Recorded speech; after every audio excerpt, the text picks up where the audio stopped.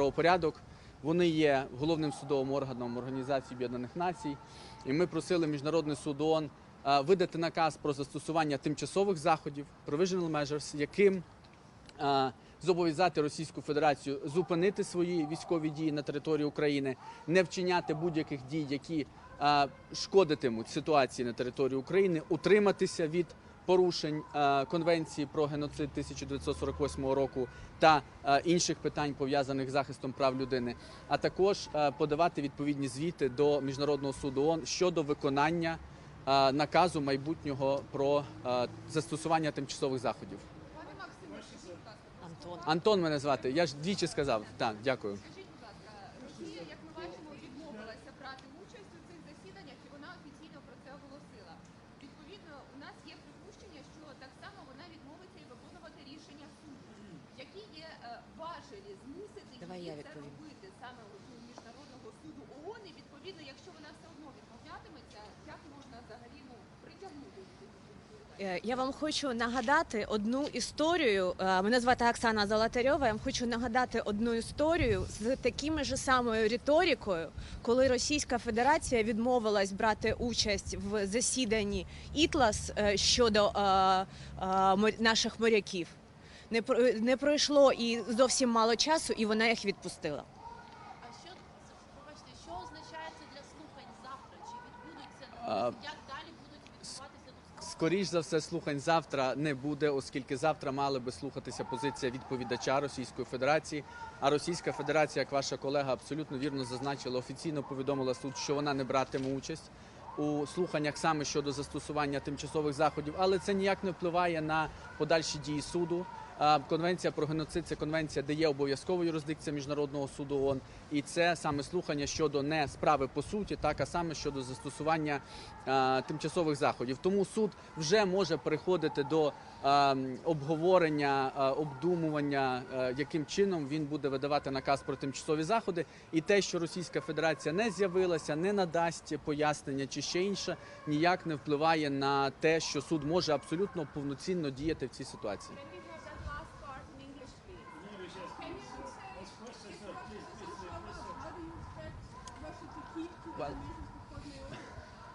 Well, for us, the main thing is that International Court of Justice today held these hearings, and we had judges both in the courtroom and online.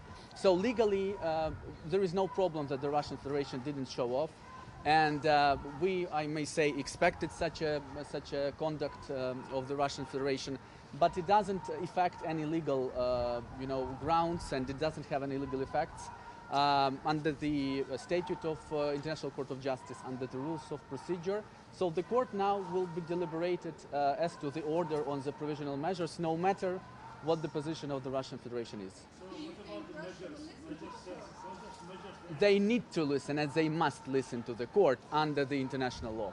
But you demand certain measures today. We heard it several times. I mean, the whole conversation today is very talk about urgent measures.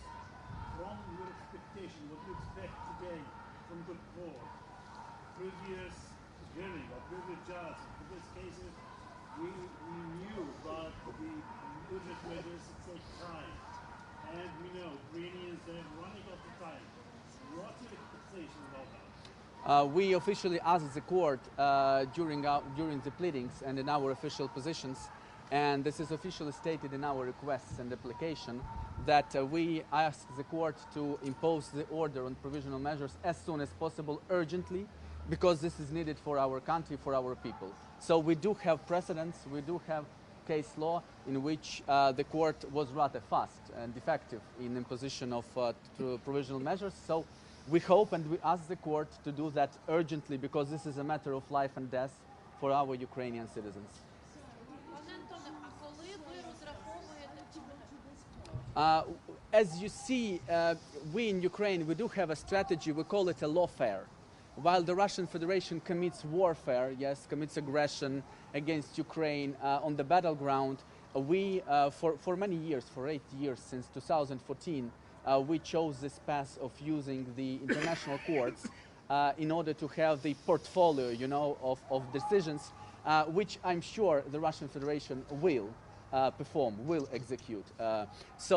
We chose this path because we saw that really the alleged violations of Genocide Convention, claims that some genocide, non-existent genocide exists in Ukraine, in particular in Donbass. It was really like the position of the Russian Federation leadership in order to start the invasion of Ukraine since 24th of February. And it was also the political statement of the Russian Federation in order to make the so-called recognition of some entities on the territory of Ukraine in Donetsk and Lugansk Oblast. So it's quite a normal legal way for us to show that really the position of Russian Federation is null and void, is absurd, and there is no genocide now committed by Ukrainian officials in the territory, both of Donbass and in general the whole territory of Ukraine. Скажіть, будь ласка, якщо все одно ви проводили It's important because this is the principal judicial body of the United Nations. International Court of Justice is a court whose jurisprudence is of primarily importance for the world in whole and for many international organizations, international courts and tribunals. So that is why we are here with our team, and we did our best in order to prove and to show the court that the Russian allegations are absurd, false, null and void. Скажіть, будь ласка, ви проводили як Давайте. приклад кейси з моряками. Якщо вийде так, що в даному випадку це рішення суду не стане, скажімо так, прецедентом, приводом для Росії, його якимось чином виконати чи там дати, що вона виконує, які є взагалі механізми натиснути на неї, і яке це значення рішення тоді матиме взагалі в загальній площині, якщо вона все одно не закінчиться? Це рішення матиме ключове значення для продовження консолідації підтримки наших партнерів і інших міжнародних організацій, тому що всі держави світу, крім за невеликим виключенням, розуміють, що рішення Міжнародного суду ООН і рішення правосуддя треба виконувати. Для нас це може стати додатковим аргументом. Коли ви очікуєте, що суд оголосить про ці от заходи? Ми просимо, щоб це відбулось найближчими днями. Ми просимо негайно, urgently. Urgently. Все, пішли. Okay. Thank you so much. Може ви тоді скажете, які ви бачите перспективи стосовно розслідування Міжнародного кримінального суду? Слідство зараз... Все правильно, ми вважаємо абсолютно, що це ще один трек, і тут в цьому суді, Міжнародному суді ООН, ми говоримо про відповідальність держави, тут розглядаються міждержавні спори. Міжнародний кримінальний суд, який теж базується тут у Гаазі, і ми знаємо, що багато хто досі плутає ці юридичні механізми в Україні, судові інстанції. Це є необхідний теж елемент, він розглядає питання індивідуальної кримінальної відповідальності за найтяжчі міжнародні злочини. А ми впевнені, ми бачимо, що Російська Федерація, її політичне керівництво, її військовий персонал вчиняють на території України, зокрема, злочини проти людяності та воєнні злочини. Тому Міжнародний кримінальний суд абсолютно як той механізм, який доповнює національні суди в контексті міжнародних злочинів, ми вітаємо Але їх рішення. ми не будемо забрати в наших колег їхні досягнення, і тому ці питання, будь ласка, ставте до Генеральної прокуратури України. Дякуємо. Дякую. Слава Україні! Слава Україні! Папочки наші заберуть? Would you take our folders? Thank you. Yeah, we got it.